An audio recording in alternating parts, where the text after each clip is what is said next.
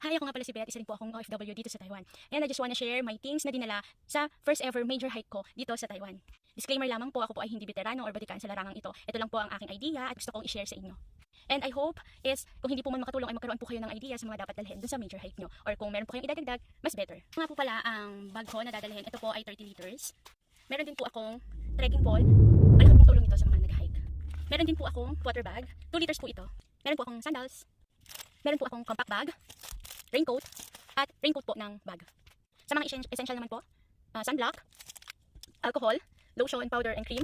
Meron din po akong face mask, wet wipes, Colgate and toothbrush, and may disposable undies po ako. Every time po talaga na naalis ako, nagta-travel ako, lagi po ang ginagamit ko is disposable undies. Sa mga babae po, mas okay na may dala kayong panty liner. Headlight, sobrang importante po, and with extra battery, lagi po, dapat po hindi mawawala.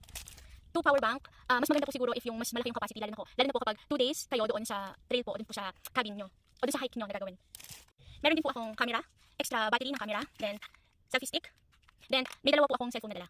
Sa mga mahihilig po mag-music katulad ko, may dala po ako na AirPod at saka yung sinasaksak lang po, para in case na malabat po to, is makakapag-sounds pa rin kayo.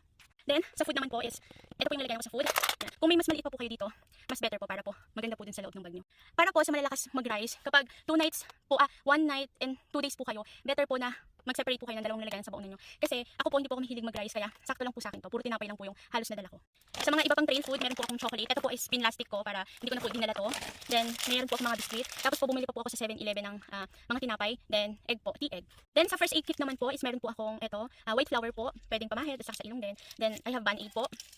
Meron din po ako nung parang sa atin, Bonamine. Kung mahihiluhin po kayo sa biyahe, is sobrang okay na okay po to, lalo na sa mga matataas. Pang altitude sickness din po to. At meron din po akong paracetamol. In case po na sumakit yung ulo nyo, is okay na okay po yung paracetamol na dala nyo. Then, I have bonnet po. Meron din po akong extra windbreaker na jacket.